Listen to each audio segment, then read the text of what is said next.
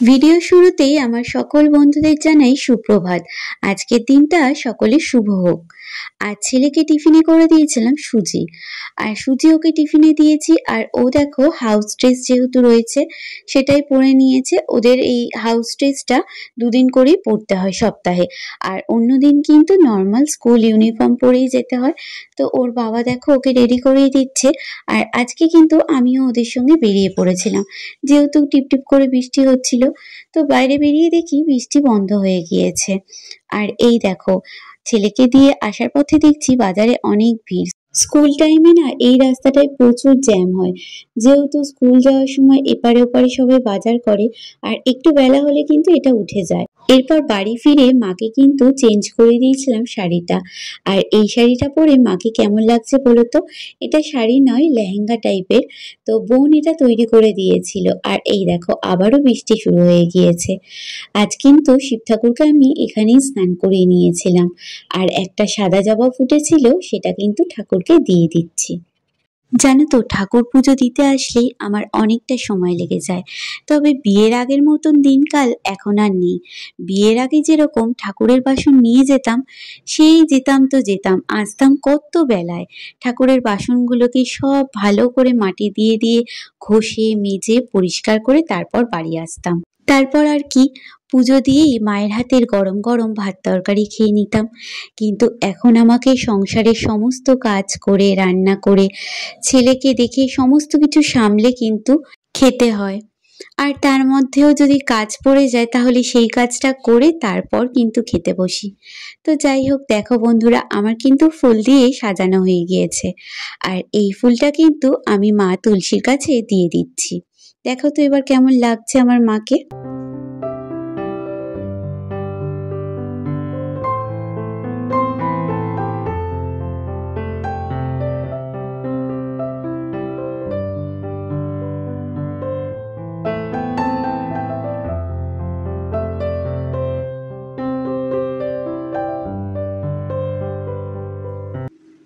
বাজে এখন বিকেল 4টে। তো এখনো কনস্ট্যান্ট সেই সকাল থেকে বৃষ্টি হচ্ছে। তো জামা কাপড় আমি আগের দিনই ধুয়ে দিয়েছিলাম, ধুয়ে সেগুলো জল ঝরানোর পর গামলার মধ্যে রেখে দিয়েছিলাম। সেই জামা কাপড়গুলো এখনো রয়েছে, কিচ্ছু করতে পারিনি। আজকে তো সারাদিনের রোদ্দুরে বেরোয়নি, তাই কিন্তু জামা কাপড় সবই দেখো না, এই যে গামলা দেখছো, গামলাতে স্ট্যান্ডেও দিতে পারিনি। আজকে এতটাই শরীরটা খারাপ ছিল। আর এই দেখো না, এক টানা বৃষ্টি হয়ে যাচ্ছে। আজকে ঘুম থেকে উঠেছি, দেখছি এইভাবেই বৃষ্টি পড়ছে, একটু থামে আবার হয়, আবার একটু থামে আবার এই যে জোরে এলো এখন। আজকে ভেবেছিলাম বোধহয় রিদানকে স্কুলে পাঠাতে পারবো না, এত বৃষ্টি হচ্ছে। তারপর যাওয়ার সময় দেখলাম বৃষ্টিটা কমেছে, ওই জন্য ওকে স্কুলে ওর বাবা নিয়ে নিয়ে গেছিলো, আমিও গিয়েছিলাম। এই নাইটিটাও বের করেছিলাম আলমারি থেকে। এটা দেখো, এই দুখানাই বের করেছি। এটা পরে ঠাকুর দিতে গিয়েছি, পুরো ভিজে গিয়েছি। তারপর তো চেঞ্জ করলাম, চেঞ্জ করে এটা পরেছি। তো এটা আবার এই ফ্যান চলছিল তখন, এখন একটু বন্ধ করলাম, যেহেতু ফ্যান চললে তোমরা কিছু শুনতে পাবে না। একটা কেমন একটা আওয়াজ হয় ফ্যান চললে, দেখবে।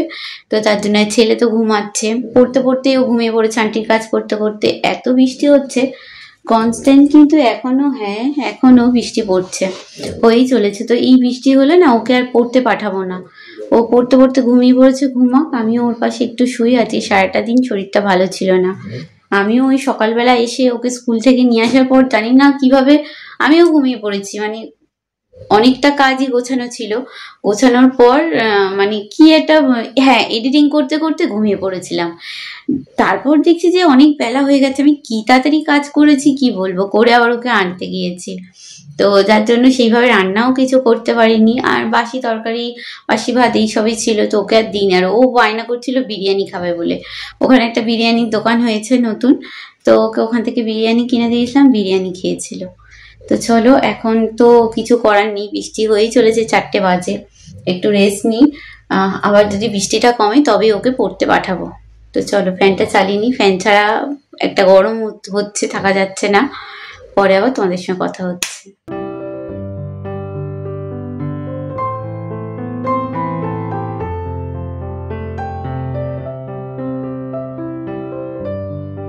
বাজে এখন রাত 9টা। রিধানকে দিতে গিয়েছিলাম, তারপর জেঠিমাদের বাড়িতে গিয়েছিলাম, দাদার বাড়িতে। তো গিয়ে সেখানে জেঠিমাদের সঙ্গে কথা বলতে বলতে অনেকটা সময় পেরিয়ে গিয়েছে। তো তার জন্যই আজকে একটু লেট হলো। তোমাদের সঙ্গে আর ভিডিওটা মানে অন করে যে তোমাদের সব কিছু শেয়ার করবো সেটা করতে পারিনি, সারাক্ষণ বৃষ্টি পড়ছিল, ছাতা নিয়ে গিয়েছিলাম আর কি। তো এখন বাড়িতে ফিরেছি, এখন কিন্তু রান্না বসাবো। আর আজকে হচ্ছে রান্না করব ইলিশ মাছটা। ইলিশ মাছটা দেখো বাইরে বের করছি। ইলিশ ভাপা হবে একটা, আর ইলিশ ভাজা হবে। আর রিধানের জন্য দেবো ডিম সিদ্ধ, আলু ভাতে ঘি দিয়ে, ওর কিন্তু খাওয়া হয়ে যাবে। তো চলো, এই যে দেবব্রত দেখো সমস্ত জিনিস নিচ থেকে বের করেছে যেগুলো নষ্ট হচ্ছে। তো এই যে পাঁপড়টা এর মধ্যে তোমরা দেখছো, এই পাঁপড়টা কিন্তু বর্ষার জন্য নষ্ট হয়ে গেছে। একটা আছে যেটা এনেছিল স্টোর করে, ওর মধ্যে তো সমস্ত জিনিস স্টোর করে রাখা হয়েছে নীল ডামটার মধ্যে। আর এই পাঁপড়টা না অনেক দিন ধরে ছিল, তো এটা ওটা করা হচ্ছে বলে এই পাঁপড়টা আর করা হয়নি। তো যার জন্য হচ্ছে বৃষ্টির জন্য নষ্ট হয়েছে। আর কোনো জিনিস নষ্ট হলে না ভীষণ খারাপ লাগে, আর বকা তো অবশ্যই শুনতে হয়। তো চলো এখন চেঞ্জ করে নেবো। পুরো ভিজে গিয়েছে, এই যে পায়ে এতটা পর্যন্ত জল জমেছে রাস্তাতে। তো এই পুরো একদম পা ভিজে, পা ভালো করে ধুয়ে ঘরে ঢুকেছি। এবার চেঞ্জ করে নেবো, চেঞ্জ করে রান্নাটা বসাবো। মাছটা ততক্ষণ ফ্রিজে ছিল, একটু নর্মাল হোক, হলে পরে রান্নাগুলো বসিয়ে দেব। গরম গরম কিন্তু মাছের তেল বলো বা মাছ ভাপা বলো খেতে ভালো লাগে। আমার যদিও বা সেরকম একটা মাছ ভালো লাগে না, ওই মাছের তেলটা দিয়ে আলু ভাতে দিয়ে খেতে কিন্তু বেশ ভালো লাগে।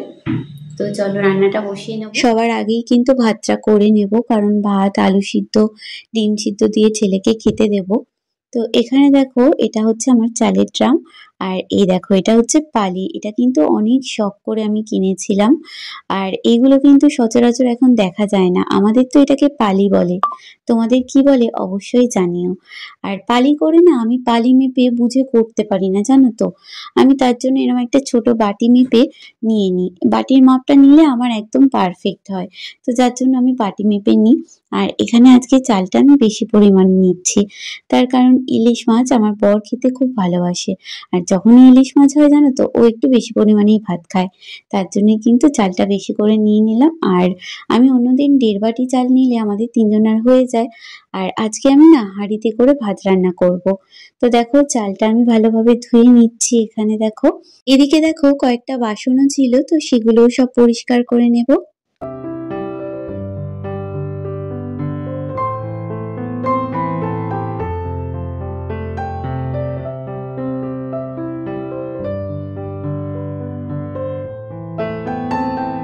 জানো তো ছেলে লোটে ফ্রাইটা খেতে ভালোবাসে বলে কিছু লোটে মাছ আমি ফ্রিজে স্টোর করে রেখেছিলাম।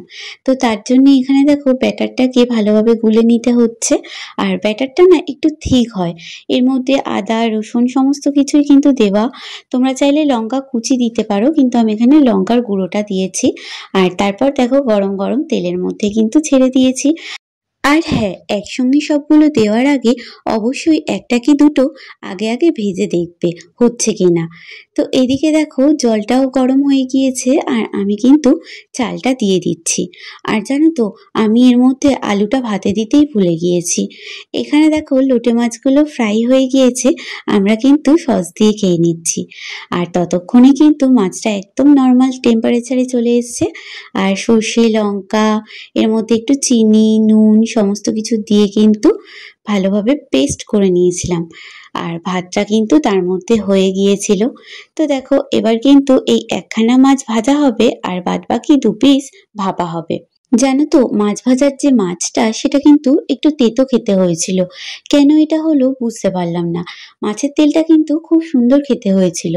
আর মাছ ভাপার মধ্যে যে 2খানা মাছ দেওয়া হয়েছিল সেই দুটোও কিন্তু তেতো হয়নি, কিন্তু এই মাছটাই যে কেন তেতো হলো সেটাই বুঝলাম না। তো দেখো মাছ ভাপার জন্য মাছগুলোও কিন্তু দিয়ে দিচ্ছি, আর এরপর কিন্তু এটা ঢাকা দিয়ে কিছুক্ষণ রেখে দেবো। ততক্ষণে দেখো রান্নাঘরটা ভালোভাবে ক্লিন করে নিয়েছি, আর প্রেসারের মধ্যে ডিম আর আলুটা সিদ্ধ বসিয়ে দিয়েছি। এদিকে দেখো আমার আলুটা একদম সিদ্ধ হয়ে গিয়েছে, আর আলুটা কিন্তু আমি নর্মালি লঙ্কা দিয়ে মাখিয়েছি। পেঁয়াজ দিলে কিন্তু আবার ছেলে খেতে চায় না। আর ওকে ভাত দিয়ে এবার আমাদের ভাতটাও বেড়ে নিচ্ছি। দেখো গরম গরম ভাত নিয়েছি, তার সঙ্গে আলু ভাতে মাছ ভাজা আর লোটে মাছের তরকারি নিয়েছি, আর তার সঙ্গে কিন্তু ইলিশ ভাপা নিয়ে নিচ্ছি।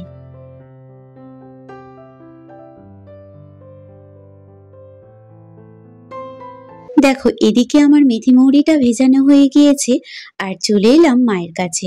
মায়ের কাছে কিন্তু এই ফ্যানটা আমি প্রত্যেকদিন রাত্রে চালিয়ে দিই, প্রচন্ডই গরম লাগে, আর এই গরমে মা একটু স্বস্তি পাবে। তো চলো আজকের মতন ভিডিওটা এখানেই শেষ করছি। কাল আবার দেখা হচ্ছে। সবাই খুব ভালো থেকো, সুস্থ থেকো। Tata, good night.